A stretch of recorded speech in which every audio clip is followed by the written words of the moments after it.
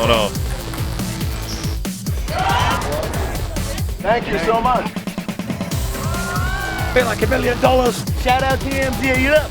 Let me check out that rig. TMZ stands for the Mayweather Zone. How'd you find me, bro? I got my disguise on. I love my TMZ family.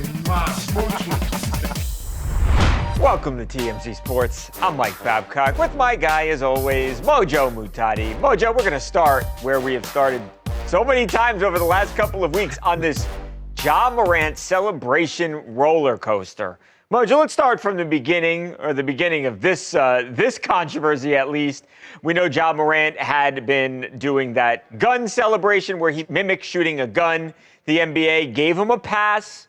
They didn't fine him. Then Ja Morant did it again. They fined him $75,000. Ja Morant, as wealthy as he is, said, I don't want to get fined all of that money, so I'm going to switch it up. What did he do? Well, now he's mimicking throwing grenades, Mojo, right? He pulls the pin with his teeth and then he throws the grenade. He's done it now a couple of times, but he hadn't talked about it, Mojo. That is until at his team's shoot-around yesterday before their game against the Timberwolves. So Ja Morant, while talking with reporters, had this to say. That's my celebration now until somebody else has a problem with it, and I'll find another one. So he says it. He says he's going to keep doing it, Mojo. And then what do you know? A little bit later on in the evening, as again the Grizzlies played the Timberwolves, here he is. Look, boom, throws it, covers his ears. And to his word, like he said, he threw the grenade once again. Well, the Timberwolves end up winning that game. Ja's team loses 141-125. Now, this was a TNT game. The Inside the NBA crew at halftime, Shaq, Kenny, the guys, weighed in. What do they think about this whole controversy? Is this a bad look for Ja? Is this fine? Here's what they think. Well, he has a history that maybe he shouldn't be doing. Yeah, maybe just Keep the celebrations with people might die alone. You know what they're doing because y'all going to keep talking about that. Pull that pin. I know one person happy right now. Who's that? Taylor Jenkins ain't got to deal with this crap. He's going to get another job that he deserves. I'm like, I don't have to deal with this immature stuff. Taylor Jenkins being the coach who was let go a couple of weeks ago. Not his problem anymore. Not his problem anymore, but Ja Morant making sure this is the NBA's problem for the foreseeable future. I mean, to be honest, Babcock, he's probably got like a dozen of these loaded up. Just ready to go. The second he starts getting fined for this one, he just goes down the line and so on and so forth. I mean, now it's his thing, right? I mean, even when he was shooting the gun, he kept doing it. I mean, everybody thought he was the biggest idiot ever for doing it. And I mean, not to make this a story of perseverance or anything, but he kept doing it and found a way to evolve his game. And I mean, he's clearly trying to make a statement with it. I mean, I hate to admit that this is kind of entertaining, at least for me. It's definitely making you want to follow along with these games for nothing else other than to see how he's going to act and how he's going to perform. I mean, how many points he scores if the team wins or loses, that's so far secondary to any game that he's in now, for me at least. But, you know, I got to say, for this particular celebration, we've seen this in football. The whole team used to get in on it. They'd all huddle up, somebody throw the grenade, everybody, you know, takes the fall, and it was really entertaining, and the fans got with it. I mean, now he's like a one-man wrecking show in the NBA, but I don't know, Babcock, if they were going to do something about this, they probably would have by now, right? Yeah, Mojo, I mean, he's done it multiple times, at least three. I'm trying to think back. So, I think the NBA, they'd rather him not throw the grenade. I think if you could get inside their head, if you could go and think and know what Adam Silver was thinking, Mojo, I think they like the grenade a lot more than they like the gun celebration. But again, I'm sure if they had their way, Ja would stop doing all of this. But as he has said, Mojo, that ain't going to happen. Not unless they fine him and fine him a lot of money. That's for sure. All right, Mojo, moving on to Stefon Diggs, who did something that I think is absolutely remarkable. Now, football fans may remember that it was only October 27th to be exact, 165 days ago, that Stefon Diggs, who was playing last season for the Houston Texans, suffered a non-contact injury, Mojo, during a game where he tore his ACL. Obviously, we all know, having seen so many of these injuries, how serious it is and how long the rehab process is before you can get back out there and forget playing football, Mojo, but even just moving around in any sort of way. I mean, this is a real serious and severe injury. I don't know. Maybe Stefon Diggs is not a human. Maybe he's a machine, Mojo, because, again, I said it was only 165 days. Watch this video that we have gotten here of Diggs on the football field. This is not before the injury, Mojo. I mean, this is after the injury. And, I mean, you tell me, Mojo, I know you've suffered injuries before, but the way the guy is able to move and cut and drive his feet into the ground and push off, to me, it's amazing that he could do this in what is like half of the time that we've seen most other players take to heal a similar injury. Yeah, Babcock, this guy's just a freak of nature. I mean, you see what he can do on the field, and it's just next level. He is one of the NFL's elite receivers. You would think with that level of athleticism, if anything, these injuries might take a little bit longer to recover from, so you can get back to that even higher level of performance. But as I sit here and I watch this video, I mean, what can't he do now? I mean, cutting and sprinting like this is usually the last thing you can do when you're recovering from an injury here. I mean, I would feel more comfortable with him throwing like 405 on the squat bar as a wide receiver and repping it out than having footwork and speed and agility like that. So, I mean, it seems like this guy's ready to go. I've watched this video a ton today, and I've been trying to look to see if he's favoring at all. But he's operating at such a high level that even if he was favoring a little bit, he could still get through a game. I mean, let's face it. Which players go in on, Sundays and feel 100% going into a game? I mean, that rarely happens. Everybody's always dinged up with something. So, I mean, seeing what he's doing here is just unbelievable. At a good time, too. Obviously, starting with a new team, a lot to prove. You can't go in there and stand on the past. You got to go ahead and earn your name in the present for the new squad, especially when you're talking about a team that has very much struggled recently. Yeah, Mojo, this is going to be, I think, what do you do? Not music to his eyes. To Mike Vrabel is going to absolutely love this. Like you said, Stefon Diggs did sign a 3-year, $69 million contract this offseason with the New England Patriots. So new team, new ACL, and it's looking pretty good.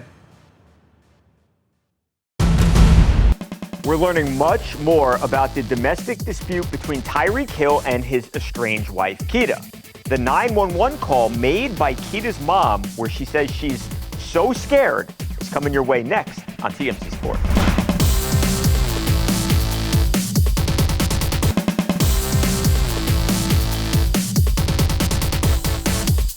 Welcome back to TMZ Sports, Mike and Mojo. Mojo, earlier in the week we talked about this domestic dispute that went down in Miami involving Tyreek Hill and his now estranged wife, Keita Vaccaro, who, like we have told you, has now filed for divorce.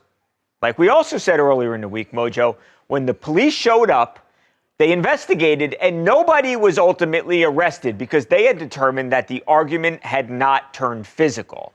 Mojo, this doesn't mean that this wasn't a really serious and a really scary situation. We said that Keita's mom was actually the one who was communicating with her daughter and could hear what was going on at their high-rise apartment or condo, Mojo. And she was so worried that she called cops and asked them to go over and make sure everything was okay. Well, now we actually have a piece of that phone call. And listen to Keita's mom here. You can just hear the pure terror, the fright in her voice. Watch this. I'm going to go get her and bring her in the room because they're in the other room. I need you to keep your distance. Can I go get? I'm going to stay on the line with you until the police get. I'll leave it. Okay, I'll leave the phone there. The baby's in there. He's talking about he'll do something to us. What was that? He had to take me in there. So he'll kill us with the baby. Oh my God. No, you did it. You're mean. You're mean. Okay. I am. Ma'am, don't intervene with him, ma'am. Yeah, I mean, Babcock, obviously that's not a comfortable situation if you're Tyreek or his wife and you're in the room and, everyone's screaming at each other and it's getting not physical, but hostile verbally. Now, if you're not even in the room and you're on the phone and you're talking to your daughter and you're hearing all of this, I mean, how do you handle that situation? You can't see what's going on. All you can go off of is what you're hearing. And if you're hearing stress, discomfort, if you're hearing your daughter scared, I mean, what else are you going to do? If you're the mother-in-law and you know that there is a history here, I mean, maybe you feel like you don't have any options and you're the one that has to call the police. I mean, clearly when the police got there, it hadn't escalated to a point in person where either of the couple felt like they had to file charges against the other. But I suppose if you're the mom, you kind of got to err on the side of caution, right? I mean, this is your daughter. She's the female in this situation, obviously more vulnerable here than a Tyreek Hill. So, no arrests came out of it. So luckily in the end, everyone comes out unscathed. It was just a very uncomfortable argument. But yeah, really tough situation for a mom. And I got to say, I think she made the right call. No, I do too, Mojo. You've got to be safe. You can tell how hostile and just how the tension that was in that room. I mean, things were really ratcheted up. Let the police come and make sure everything's okay. You're absolutely right. Again, just to stress, neither Tyreek Hill nor Keita Vaccaro were arrested. But it does seem like this was the final nail in the coffin for this marriage, which is unfortunate because they've got a little baby girl together that's only, again, a couple of months old. Keita Vaccaro, when she filed for divorce the next day, she listed the date they got in this fight as the day of their separation. So barring something completely unforeseen happening, Mojo, unfortunately, it does seem like this marriage is now over. Big things ahead for UFC star Alex Volkanovski. Not only is he fighting to regain his UFC featherweight title, but he's also expecting his fourth daughter. So, question is it time to get a vasectomy? Believe it or not, that's the question we are asking Alexander the Great when TMZ Sports rolls on right after this.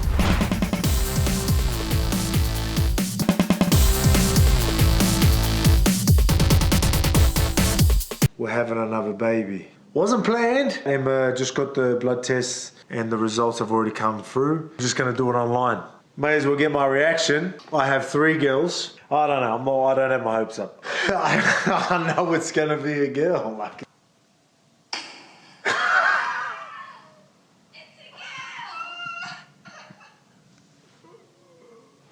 Oh my God.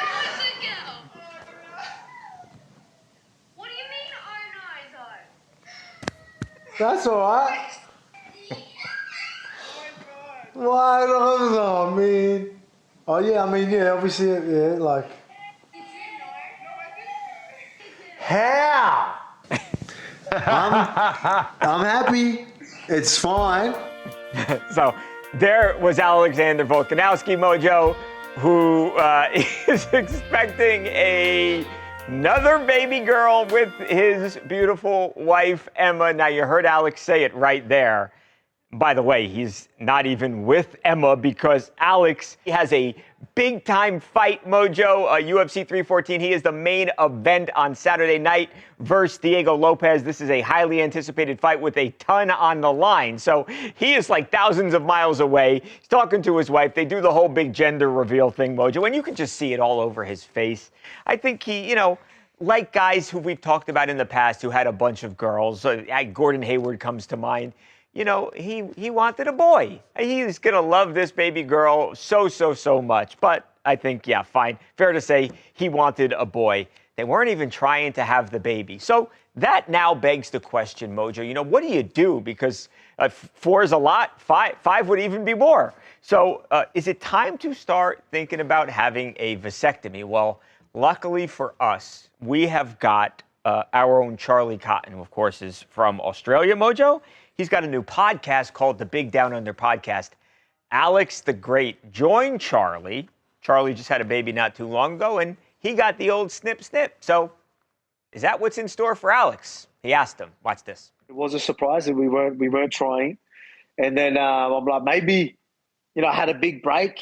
I'm thinking, maybe because they say a lot of athletes and fighters and all that have girls, right? They have a lot of girls. So I'm thinking maybe I've got more of a chance because I had a big break and then, accidentally come. Maybe it's meant to be. This is how, maybe that's why I lost. Right. So I could have the break. That's it. So I could have a boy. That's why. That's the only reason why I lost. And then... and then I found out it was a girl. I was like, okay, that's not the case. So, hey, I just had my second girl, and right away, I had I got snipped. Are you, like, going down that path, you think? I'm not, because I don't know what is that? I don't know if that would affect me as an athlete. I don't, it's probably not, but it's something that I'm like, I ain't taking any risks. I don't know, I ain't doing it. So I'll, as I say, I'll just make sure my pull-out game is strong. Mojo, I did not go to medical school. I did, however, do one Google search, and they say that it does not have an impact on your athletic performance. Just saying, if Volk wants to reconsider. When you have 4 of one gender, that's probably not what most people want. I mean, I got to assume that most people want boys and girls. I mean, that's certainly what I would want, If the good Lord gives me all of one, then that's fine. I'm going to be happy. That's what I was given. I have multiple kids. That's a blessing. But if I had a choice, yes, I would like to have both. I mean, there's just life experiences that get unlocked with a baby girl versus a baby boy. And, that's just how it is. But for Volkanovski, it's a tough one. I mean, this is your 4th one. The fact that he's not doing the snip, I honestly think he's going to try again. He's just going to keep going until he gets that boy. I mean, obviously, there's ways now to guarantee that it's a boy. I don't know if that crosses into his head for this next one. But, I don't know. If you say you're done, you're not willing to entertain the snip whatsoever, I don't care what he's saying. I think that's what he's thinking. A pull-out game is strong. An usher at a baseball game clipped by a foul ball while a fan in Fenway uses his snack to catch one of his own. Some odd things from around the diamond when TMZ Sports comes back right after this.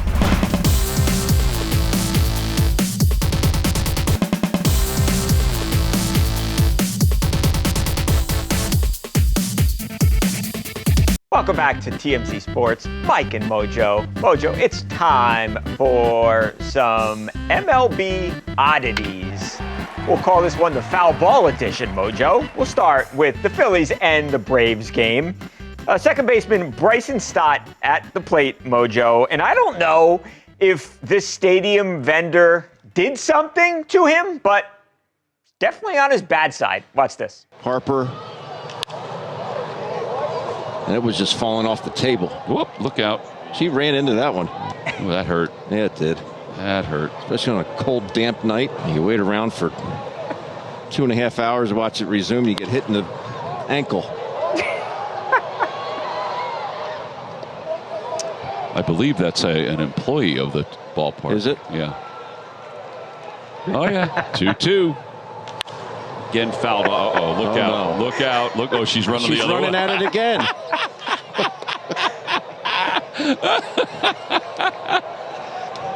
Oh. She said, come on. What a good sport. Mojo, we got to get to the bottom of this beef. I mean, he was trying to take her out 3 times. That's how good this man is. Hundreds of feet away, and he can just laser the same person multiple times. That's great. I'll tell you what, man, commentary made this one just a little bit better for me. I mean, obviously them cracking up the second time around, but the first time, I believe that was an ankle. Seeing that ball bounce back like 50 yards off of an ankle bone. Ouch, man. They're lucky to be walking again. That looks like a shattered ankle to me when you're looking at it from that far back too, man. But this is great. I mean, go for the trifecta? Make this a weekly gimmick? I don't know, but this could turn into a really fun rivalry if you ask me. Yeah, you're not kidding, Mojo. Hopefully her leg and her ankle feels okay today. Like they said, it was cold outside, it was damp outside, and that hurts no matter what the weather, but especially under those conditions. Anyway, Mojo, okay, so that's foul ball incident number 1. Let's go over to foul ball incident number 2. We've got now we've got American League rivals, AL East this time. The Blue Jays playing the Boston Red Sox at Fenway Park, Mojo. Bo Bichette, foul ball. This may be catch of the year, Mojo, but there was no mitt involved, and it didn't even involve any player because this went into the stands, and the guy catches it with his little Fenway Park, I don't know, dough dessert, Mojo. I don't know what they call it. Some fancy dough thing they've got. Bottom line, it looks like a baseball mitt. It's not. Again, it's dough, and he made the catch. Didn't count, though. They let Bo Bichette continue his at-bat. You know, usually at the start of the seasons, we go through, you know, the unique food items or desserts at every arena, and we rank our favorites. Well, this one might be the most practical. I think this one had a statement. We must have rated it low, and it was trying to clap back at us. This is definitely the most practical of all the food items, whether that's lunch, dinner, or dessert. We got a whole glove out there. It just saved a life, whether it was intentional or unintentional. Yeah, they got something to say. I'm going to have to rethink our rankings when we do this to factor in practicality. Yeah, Mojo, I think going forward, we've got to work in whether or not you could actually use it in the stands, like the practicalness of the food item. So, yeah, from now on, that applies to our rating. All right, we've got to go. We are out of time, Mojo. Everyone have a great weekend. Have a safe weekend. Have fun. We got a bunch to talk about on Monday. Mojo, it's going to be a great show. Actually, Babcock, it's not just gonna be a great show. It'll be since today. I'm a lawyer.